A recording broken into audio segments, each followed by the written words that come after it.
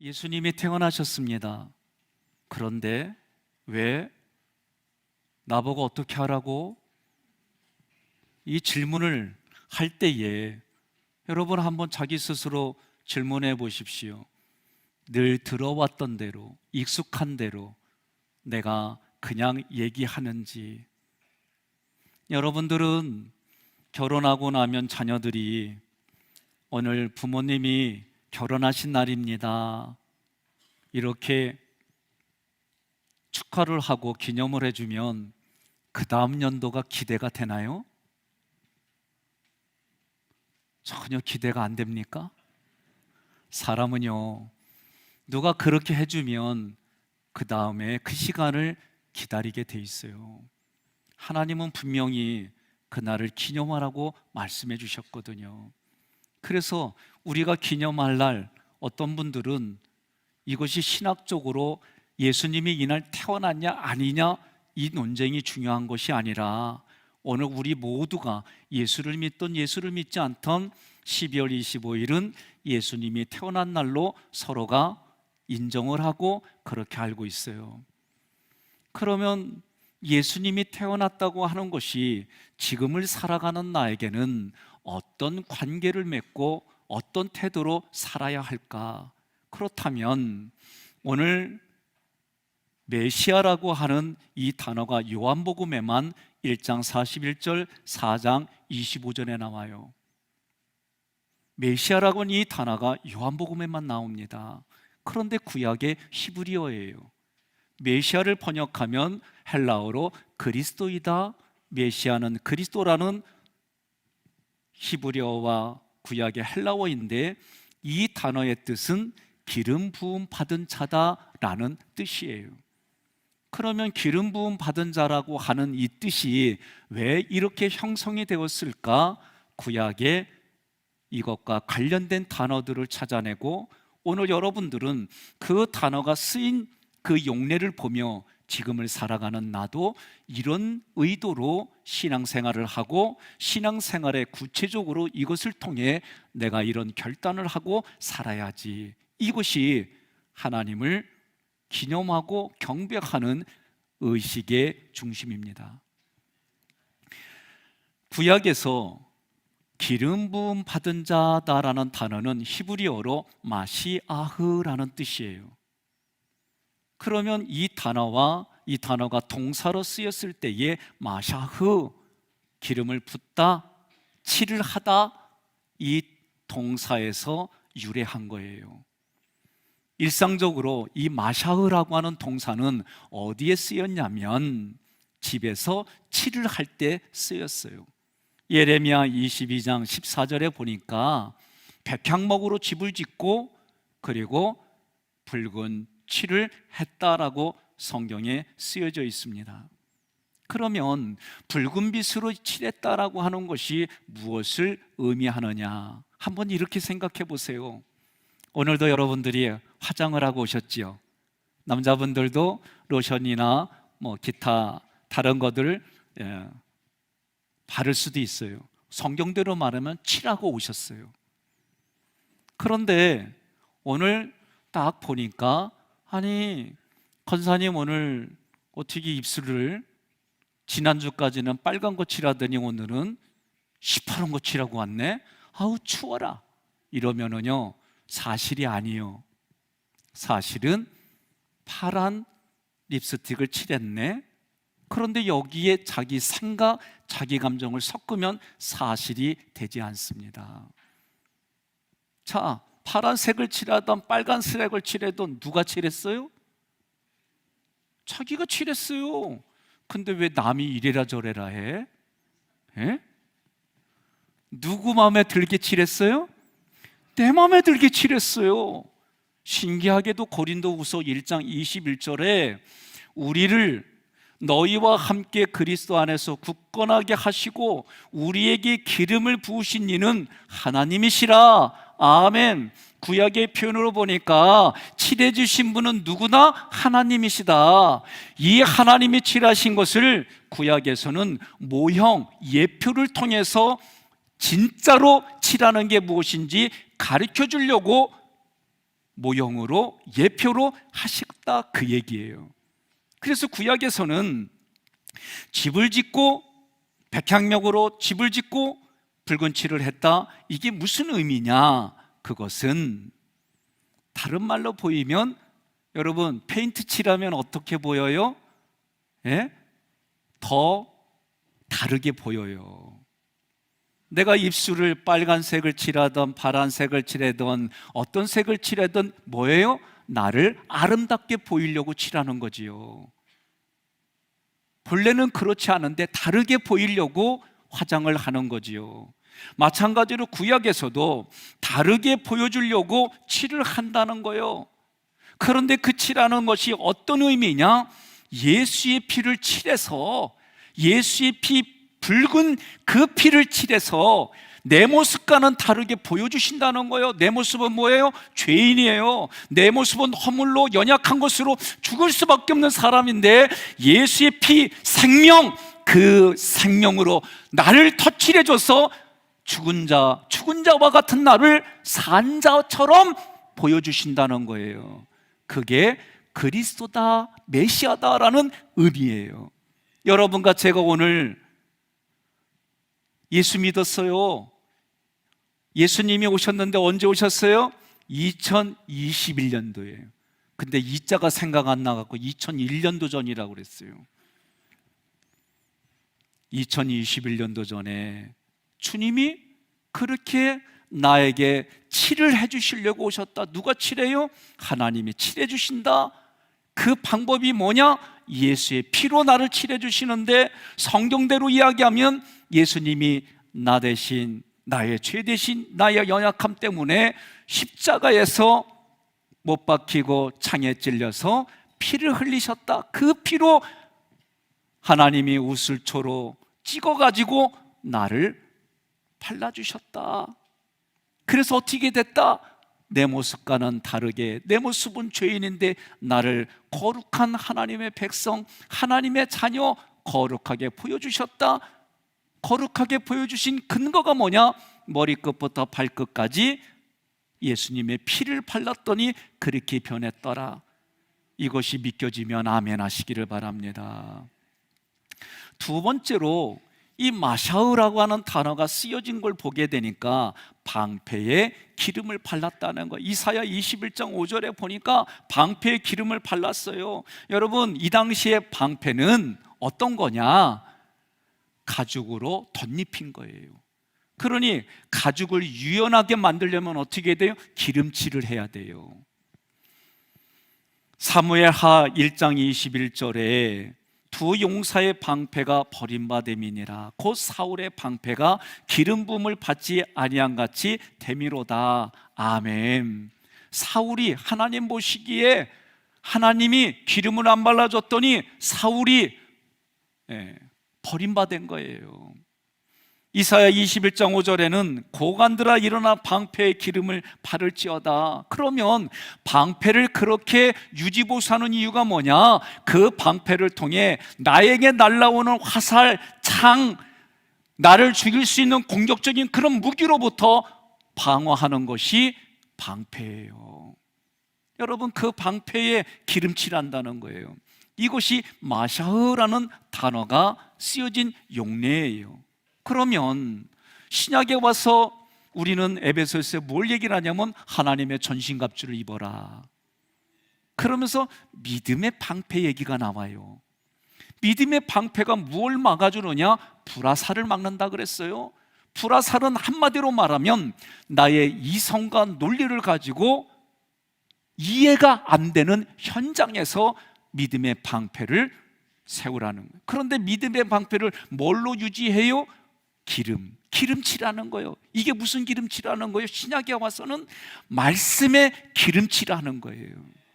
그래서 말씀에 기름칠을 해야 이 믿음의 방패로 그 불화살을 막을 수 있다는 거예요. 불화살을 맞아봐요.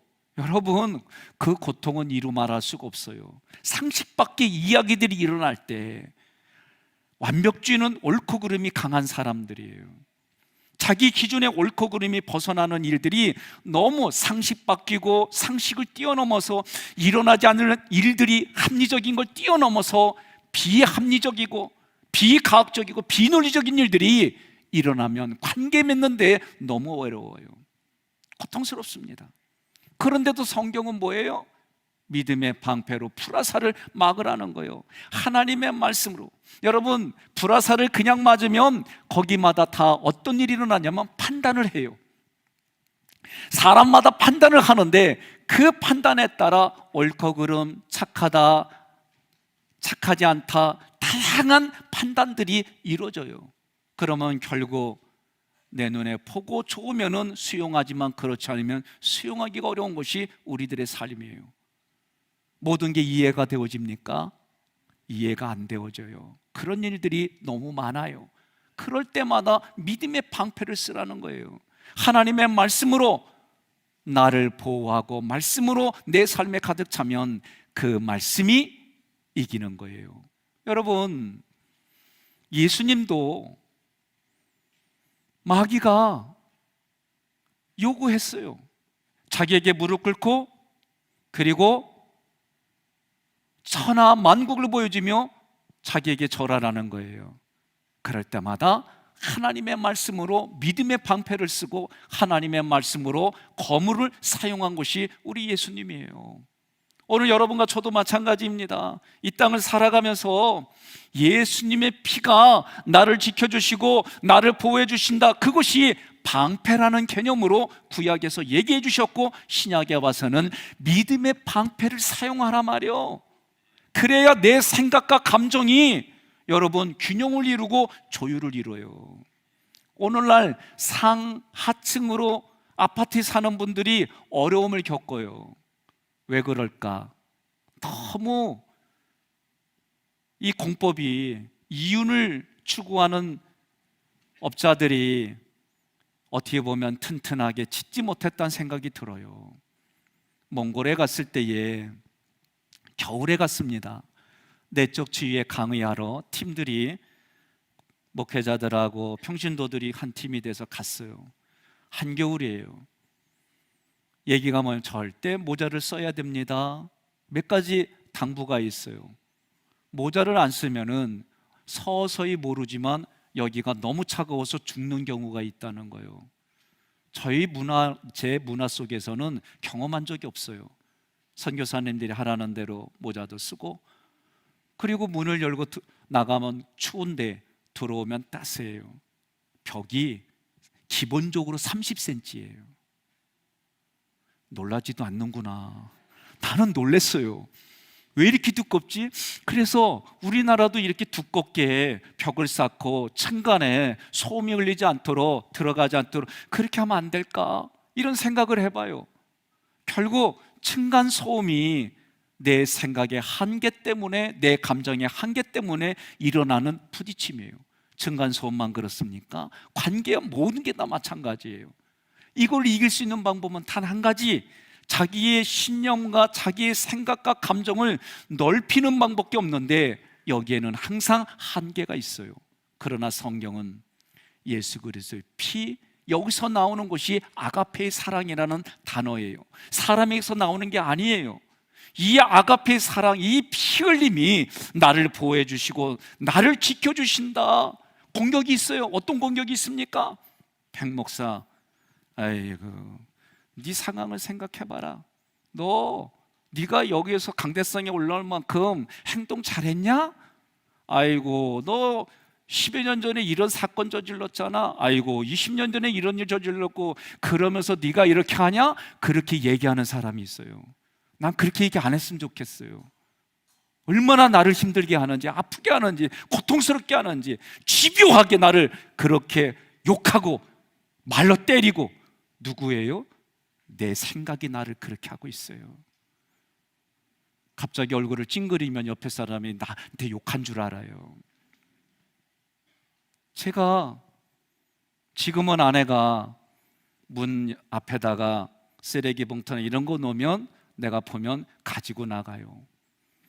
불과 3년 전에도 상상할 수 없는 일들이에요. 중열공파 248대 손이 어떻게 그런 일을, 저 그렇게 교육받았어요. 그런데 그거 못하게 하고 하면 안 돼, 야 양반의 체면이 있지, 그 얘기 누가 해요? 들을 때마다 내 속에서 내가 그렇게 얘기하는 거예요. 그런데 우리 교회는 그게 당연한 거예요. 우리 교회는 와봤더니 그건 당연히 하는 거래. 처음에 이거 받아들이기 되게 힘들었어요. 하면서도 여전히 내 마음에 생각이 그렇게 하는 거예요. 그럴 때마다 믿음의 방패를 쓰라는 거예요. 그럴 때마다 나를 힘들게 하고 아프게 하고 내가 상처로 받아들이려는 그 상황에마다 예수 그리스도 보혈의 피, 이 믿음의 말씀이 방패가 되어 나의 생각과 감정을 그리스도의 사랑으로 다 녹인다는 거예요. 믿으면 아멘 하시기를 바랍니다. 그래서 말씀에 기름칠을 하라는 거예요. 이 마샤우라는 단어가 어디에 쓰였느냐? 이스라엘 백성들에게는 복음이라는 기쁜 소식이 있었어요. 언제? 왕이 취임할 때, 제사장이 취임할 때, 선지자가 취임할 때 곡간, 나라의 곡간을 풀어가지고 먹을 걸 주고 전쟁에서 이기고 오면은 전리품을 나눠주고 그랬어요. 그러니 이게 그들에게는 기쁜 소식이요, 이 복음의 소식이 누구에게 왕이 즉위할 때, 제사장이 즉위할 때, 선지자로 즉위할 때에 그렇게 곡간을 풀어서 그들에게 좋은 소식, 기쁜 소식을 알려줬어요. 여러분과 저에게 예수님은 왕으로 오셨어요. 여러분과 저에게 예수님은 제사장으로 오셔서 우리의 죄를 대신 없애주고 하나님 앞에 중보기도 하며 우리에게 주님 나를 봐서라도, 하나님 나를 봐서라도 저 영혼을 불쌍히 여겨주세요, 저들이 하는 일을 알지 못합니다, 그런 역할을 감당하는 제사장이에요. 선지자요. 이제는 그분이 우리에게 말하기를 너희는 왕같은 제사장이라 그렇게 선포하셨어요. 그래서 우리는 예수님이 오셨다는 이날은 이렇게 집에 칠을 하고 방패와 무기에 기름을 칠하고 즉위식 때에 기름 부은 새 직분, 하나님의 사역을 위해, 그 사역을 위해 직분자에게 기름을 부어주셨단 말이에요. 이것이 그리스도 메시아라는 이름의 구약에서 이루어졌던 실제들이에요. 그래서 오늘 저희도 교회에서 재정의 곡간을 풀어가지고 먹을 거 빵을 준비했다. 전화했어요, 그 공장에다가. 그랬더니 요거 둘 중에 사래. 그래서 좀 몇 사람들에게 질문했더니 카스테라가 더 낫디야. 근데 좀 더 비싸. 근데 카스테라에서도 또 나눠지더라고요. 그래서 우리가 곡간을 풀어갖고 최고로 좋은 걸로 준비했어요. 그러니까 나갈 때에 복음입니다 하고 가면은 장로님들하고 거기서 나눠주는 분들이 기뻐할 거예요. 그런 의미를 둔 거예요.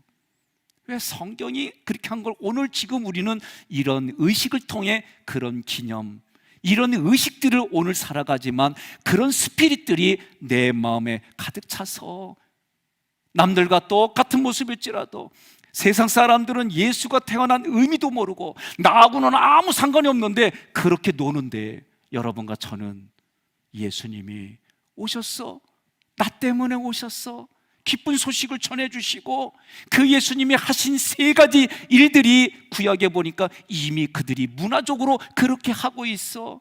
그 단어가 쓰인 그 일들이 오늘 우리에게는 나의 의식이 되어져서 그렇게 해보자는 거예요. 그리고 나누는 거예요.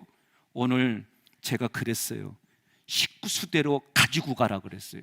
근데 2개씩 가져가란 얘기가 아니오니 온대로 온 사람이 5 식구가 있으면 5개 가져가고 6개 가지고 6개 가지고, 그때 쟤는 왜 몇 개 가져가고 몇 개, 그러지 마세요. 성경에 보니까 믿음의 종자만큼, 그릇을 준비한 만큼 가져가겠으니까 그거 갖고 싸우지 마세요. 그러면 그거 갖고 뭐 하느냐? 간단해요. 아파트에 사는 분들은 오늘 예수님 오신 날입니다, 복음입니다, 경배하시는 분에게 하나 드리면 되는 거고, 여러분들이 충분히 내가 충분하다 나누는 거예요. 같이 나누며 살아가요. 저희도 그렇게 하고 있습니다. 어렵더라도 힘들더라도 마음도 나누고 물질도 나누고 함께 할 수 있는 부분들 속에 이런저런 배려하며 살아가는 거예요. 고린도후서 1장 21절 다시 한번 같이 봉독합니다. 우리를 너희와 함께 그리스도 안에서 굳건하게 하시고 우리에게 기름을 부으신 이는 하나님이시니 아멘. 하나님이 우리에게 성령 기름을 부어주셨어요. 오늘 어린아이로부터 어른에 이르기까지 세례받을 때에 물로 세례를 베풀지만 그러나 성령의 세례가 있어요. 성령 세례를 받을 때의 다양한 분들의 표현의 감정이요, 등짝이 뜨끈뜨끈합니다. 마음이 뜨겁습니다. 어떤 분은 시원합니다. 다양한 체험들이 있어요. 어느 하나만 있는 게 아니에요. 그러나 중요한 것은 성령의 기름 부으심이 외적으로만 있는 것이 아니라 내면화되면 우리의 인격이 바뀌어져 가요. 어떻게? 예수님을 믿기 전과 믿은 이후의 삶이 달라지는 거예요. 물질을 쓰는 것도 예수님 믿기 이전과 이후가 달라져요. 오늘 여러분 결혼했잖아요. 결혼하신 분들은 경험했잖아요. 전혀 총각일 때는 나를 위해서 쓰는 게 많아요. 결혼하려고 준비하는 것도 있고 더 나은 미래를 위해 준비하는 것도 있고 그래요. 근데 결혼하면 누구를 위해 써요? 배우자와 자녀들을 위해 쓰잖아요. 생각이 달라져요. 여러분과 저는 오늘 이 땅에 오신 이유가 뭐냐? 나를 위해 오셨고 나의 죄를 위해서 오셨지만 또 다른 모습으로 보면 신랑으로서 예수님이 오시고 신부인 나를 맞이하러 오신 거예요. 그러니 예수님이 오신 날이 뭐요? 나하고는 결혼식하는 날이다, 이런 생각도 해보는 거예요. 그러니 이 날은 어떤 날이요? 기쁜 날이고 감사가 있고 즐거움이 있고 죽을 수밖에 없는 나와 함께 주신 그분이 나와 함께 주셔서 그분을 생각하면 샘의 원천에서부터 흘러나오는 물처럼 내 안에 감사와 기쁨이 새곡새곡 올라오는 거예요. 그것을 고백하는 날이 오늘 예수님이 오신 날입니다. 예수님이 태어나신 날입니다. 그 예수님이 나와 함께 하십니다. 나에게 찾아오시고 우리에게 찾아오신 그 예수님이 2021년 전에 오셔서 오늘 여러분과 저는 그날을 기억하고 고백하고 또 고백하고, 그런 인생이 우리 그리스도인들의 인생이고 오늘 우리 하깃교회의 구성원으로 함께 신앙생활하는 공동체의 고백이 되기를 주님의 이름으로 축복합니다.